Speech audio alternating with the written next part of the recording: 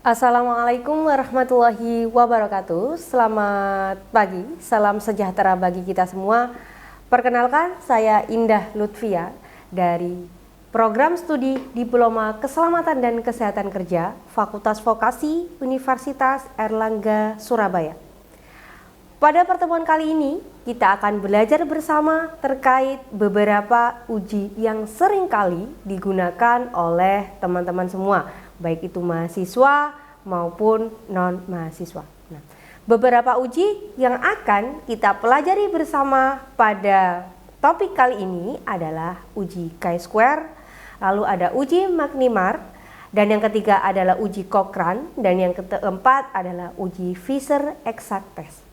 Lantas bagaimana sih perbedaannya dan juga bagaimana beberapa contoh terkait dengan pengujian beberapa uji tersebut dan gimana sih aplikasinya ketika kita praktek dengan menggunakan SPSS? Nah, kita akan bahas bersama dengan tutorial berikut ini.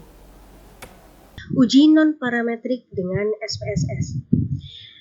Adapun capaian pembelajaran pada pertemuan kali ini adalah mahasiswa atau masyarakat umum mampu melakukan identifikasi pemilihan uji statistik menggunakan software SPSS dengan tepat serta mampu menyajikan hasil informasi dengan benar. Untuk uji non-parametric test ini dibagi menjadi beberapa hal seperti yang akan kita pelajari pada pertemuan kali ini, yaitu yang pertama uji chi-square, yang kedua ada uji Fisher Exact Test, yang ketiga ada uji McNemar, dan yang terakhir ada uji Cochrane. Nah, untuk yang pertama adalah uji chi-square. Uji chi-square ini merupakan salah satu jenis dari uji statistik non-parametrik, di mana peruntukannya adalah bagi data yang berskala kategori. Kategori di sini yang dimaksud adalah nominal dan ordinal. Sedangkan tujuannya untuk apa sih? Tujuan dari uji chi-square adalah untuk mengetahui perbedaan atau hubungan antar variabel. Jadi apakah antar variabel itu memiliki perbedaan atau apakah antar variabel itu memiliki hubungan atau tidak. Dan selanjutnya tidak mensyaratkan untuk dilakukan uji normalitas data karena ini adalah uji non-parametrik, kemudian skala datanya sudah skala data yang paling rendah sehingga tidak perlu disyaratkan untuk melakukan uji normalitas. Dan syarat yang terakhir untuk melakukan uji chi-square adalah tidak diperbolehkan nilai yang memiliki frekuensi harapan atau expected count di bawah 5. Nanti kita akan lihat dari hasil cross tabulasi selanjutnya. Nah, ini adalah untuk contoh kasusnya untuk semakin menguatkan kira-kira gimana sih penerapan uji chi-square itu gitu ya. Daerah Desa Sukamakmur terlaporkan banyak balita mengalami diare dalam beberapa bulan terakhir. Ahli kesehatan lingkungan mencurigai sumber air yang tidak bersih menjadi salah satu faktor penyebabnya. Oleh karena itu, diambil 30 sampel untuk dilakukan pengujian hubungan antara sumber air minum dengan kejadian diare pada balita di Desa Sukamakmur pada tahun 2022. Nah, berikut adalah kategori variabelnya. Untuk variabel yang pertama adalah variabel sumber air minum, sedangkan variabel yang kedua adalah variabel kejadian diare. Nah, untuk variabel sumber air minum dibagi menjadi dua coding ya. Adapun kode 1 adalah sumber air terlindung, di mana di antara yang termasuk ke dalam sumber air terlindung adalah PDAM dan juga air mineral, sedangkan kode 2 itu artinya sumber air tidak terlindung, yang dimaksud adalah contohnya seperti air sumur, air hujan, ataupun air sungai. Sedangkan variabel kejadian diare dibagi menjadi dua kategori, yaitu kode 1 untuk balita tidak diare dan kode 2 untuk balita yang mengalami diare. Hipotesis penelitian yang diajukan adalah yang pertama, tidak ada hubungan antara sumber air minum dengan kejadian diare pada balita di Desa Sukamakmur tahun 2022. Ini untuk hipotesis nolnya atau H0. Sedangkan hipotesis alternatif atau H1-nya adalah ada hubungan antara sumber air minum dengan kejadian diare pada balita di Desa Sukamakmur tahun 2022. Berikut adalah tata caranya.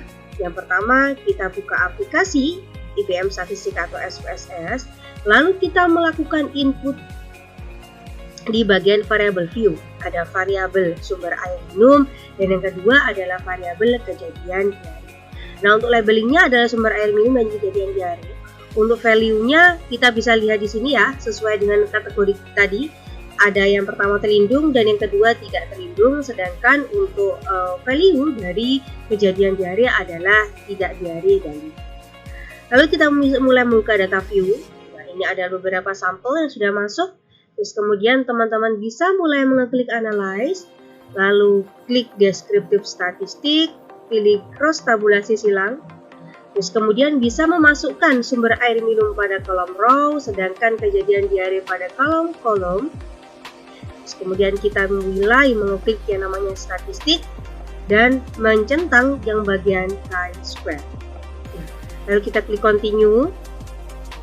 Nah, kita bisa mulai mengklik cell dan kita bisa mulai mengeklik yang bagian row. Lalu klik continue juga, kemudian diklik OK.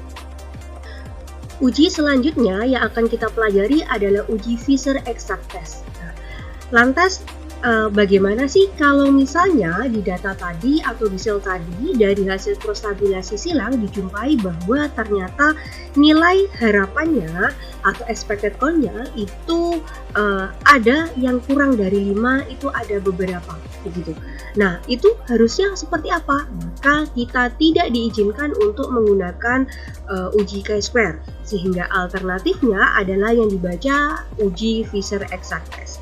Uji Fisher exact test ini merupakan salah satu jenis dari uji statistik non-parametrik di mana diperuntukkan untuk skala data kategorik yang tujuannya sama dengan uji chi-square, yaitu untuk mengetahui perbedaan atau hubungan antar variabel. Dalam hal ini tidak mensyaratkan untuk dilakukan uji normalitas data ya, karena merupakan statistik non-parametrik, dan persyarat yang terakhir adalah terdapat sel yang memiliki frekuensi harapan atau expected count di bawah 5. Nah, jadi uji Fisher exact test itu adalah alternatif uji apabila uji chi-square tidak bisa dilakukan.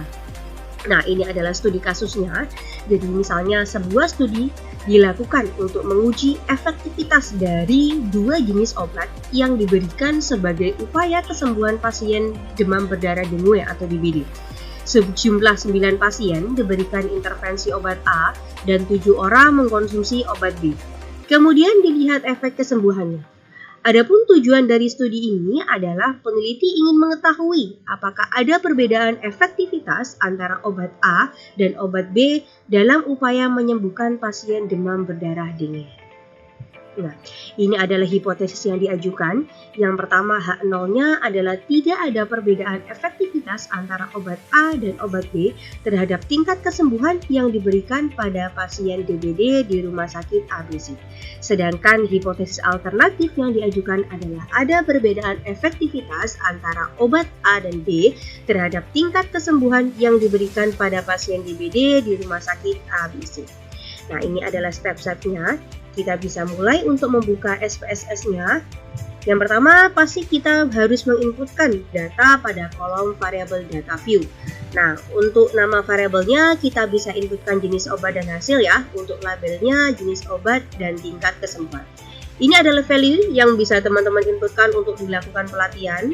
Untuk 1 itu obat A, 2 adalah obat B, sedangkan 0 itu belum sembuh dan juga 1 itu sembuh.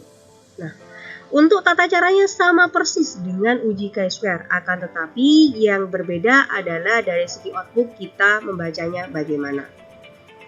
Tata-caranya sama ya, kita analyze, kemudian descriptive statistik, pilih cross tab, kemudian di bagian statistik kita centang bagian chi-square. Nah, klik continue, lalu klik OK. Nah, pada bagian output kita melihatnya adalah pada ini. Karena di sini ada tulisan ya, 3 sel atau 75% memiliki nilai expected count kurang dari 5. Jadi sebesar 75% itu memiliki nilai harapan itu kurang dari 5. Sehingga dia tidak memenuhi untuk ketika kita membaca untuk persen chi-square-nya. Oleh karena itu yang diperbolehkan adalah kita harus membaca Fisher exact test-nya. Dari Fisher exact test ini kita dapatkan bahwa nilai signifikansinya adalah sebesar 1,000. Apabila dibandingkan dengan nilai 0,05, maka di sini kita bisa bilang bahwa lebih besar dari nilai 0,05. Sehingga kesimpulannya adalah H0 diterima. Maka tidak ada perbedaan efektivitas antara obat A dan obat B terhadap tingkat kesembuhan yang diberikan pada pasien DBD di rumah sakit ABC. Oke, jadi itu ya teman-teman, merupakan salah satu tata cara kita untuk mempraktekkan uji Fisher Exact Test. Uji selanjutnya atau uji ketiga yang akan kita pelajari adalah McNemar Test, yang merupakan salah satu jenis dari uji statistik non-parametrik, diperuntukkan bagi data yang berskala nominal dan tujuannya adalah untuk mengetahui perbedaan dua kelompok berpasangan. Jadi, yang dimasukkan di sini adalah satu kelompok uji yang sama diuji dua kali. Nah, karena ini uji non-parametrik, maka tidak mensyaratkan untuk dilakukan uji normalitas data dan variabel dependen maupun independennya atau variabel bebas atau terikatnya itu berupa data dikotomis. Nah, ini adalah contoh kasusnya ya. Jadi, untuk melihat efektivitas dari sebuah metode pembelajaran baru, seorang dosen melakukan pengukuran terhadap nilai mahasiswa sebelum dan sesudah diberikan intervensi metode pembelajaran jenis baru. Nah, ini adalah kategorinya. Jadi nilai mahasiswa dibagi menjadi dua kategori. Ada kategori baik apabila nilai rentangnya 70 hingga 100, sedangkan kategori kurang apabila nilai rentangnya antara 0 hingga 69,99. Hipotesis penelitian yang diajukan adalah H0 tidak ada perbedaan nilai mahasiswa sebelum dan sesudah dilakukan metode A, sedangkan hipotesis alternatifnya adalah ada perbedaan nilai mahasiswa sebelum dan sesudah dilakukan metode A. Nah, untuk selanjutnya kita bisa mulai untuk membuka jendela SPSS. Yang pertama kita bisa mengklik variable view, lalu memasukkan ke jenis variabelnya ya, sebelum dan sesudah. Nah, untuk kategorinya dibuat sama, baik dan kurang, karena keduanya itu sama, satu kelompok yang sama untuk diuji dua kali, sehingga kita di sini tinggal mengkopikan aja di bagian value-nya, sehingga untuk value sesudah itu juga data value-nya itu sama.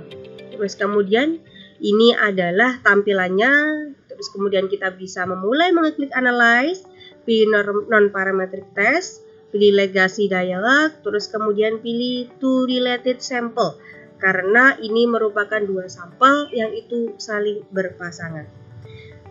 Nah, kita bisa mulai memasukkan ya. Nah, ini jangan lupa centang di bagian McNemar, kemudian sebelum dan sesudah ini dipindah atau digeser ke bagian test file, lalu klik OK.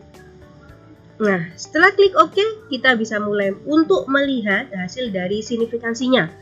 Ternyata didapatkan nilai signifikansi sebesar 0,227.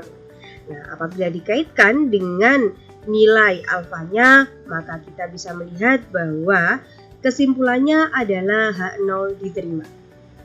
Nah, untuk kesimpulan dari uji McNemar ini, yang pertama, variabel berpasangan diuji dua kali sebelum dan sesudah.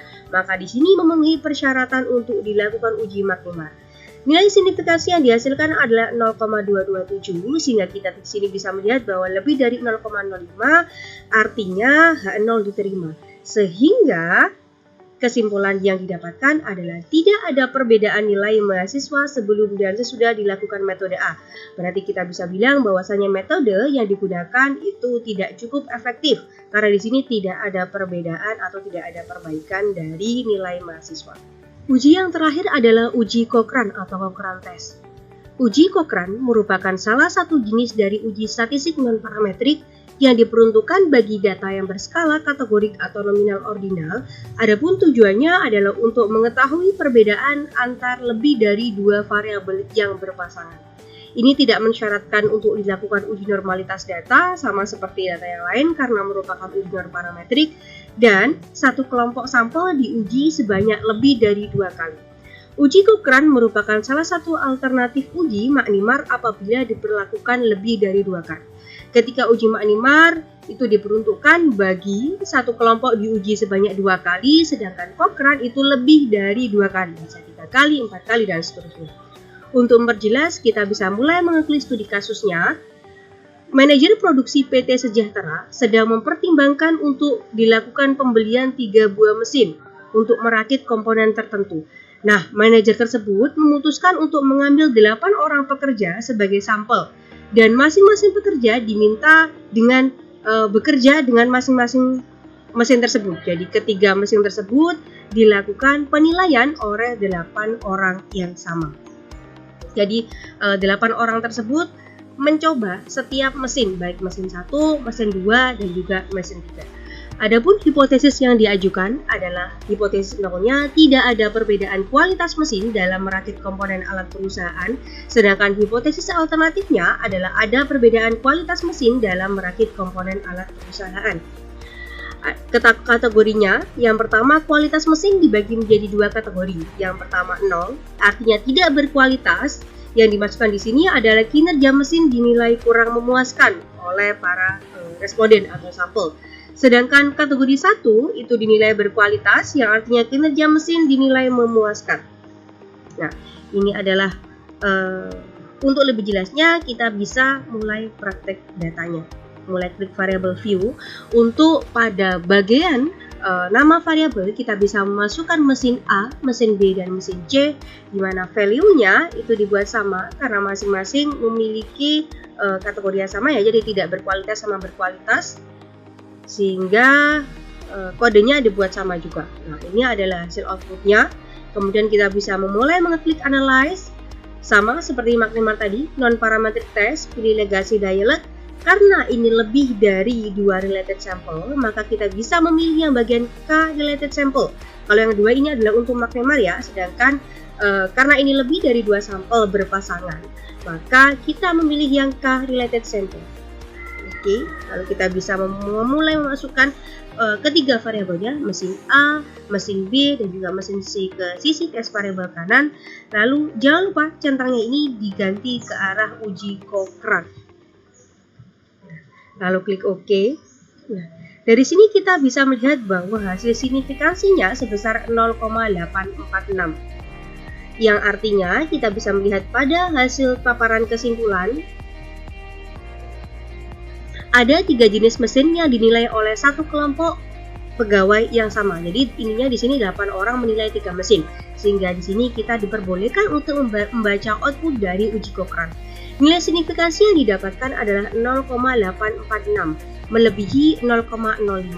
Artinya H0 diterima sehingga tidak ada perbedaan kualitas mesin dalam merakit komponen alat perusahaan. Sehingga ketika nantinya kita memberikan alternatif atau rekomendasi ke perusahaan adalah perusahaan diperbolehkan hanya membeli satu mesin aja karena ketiganya tidak ada perbedaan dari segi kualitasnya. Kurang lebih kualitasnya sama, sehingga kalau misalnya perusahaan hanya memilih satu diperbolehkan. Oke, itu teman-teman adalah contoh dari penerapan uji Cochrane. Baik, itu tadi adalah beberapa langkah dalam penyelesaian kasus dengan menggunakan uji statistik chi-square, uji Magnemar, uji Cochrane, dan juga uji Fisher-Exact test. Tergantung kapan sih kita menggunakan beberapa uji tersebut, apakah mau milih chi-square atau Fisher-Exact, tergantung dari jenis skala data dan juga tujuan penelitiannya apa. Sekian, semoga bermanfaat. Jangan lupa klik like, komen, dan subscribe, dan share ke teman-teman kalian. Nyalakan notifikasi di handphone kalian agar tidak ketinggalan informasi menarik lainnya. Jangan lupa prokes, tetap bahagia, tetap sehat selalu agar imun terjaga. Terima kasih. Assalamualaikum warahmatullahi wabarakatuh. Sampai jumpa di pertemuan selanjutnya. Terima kasih.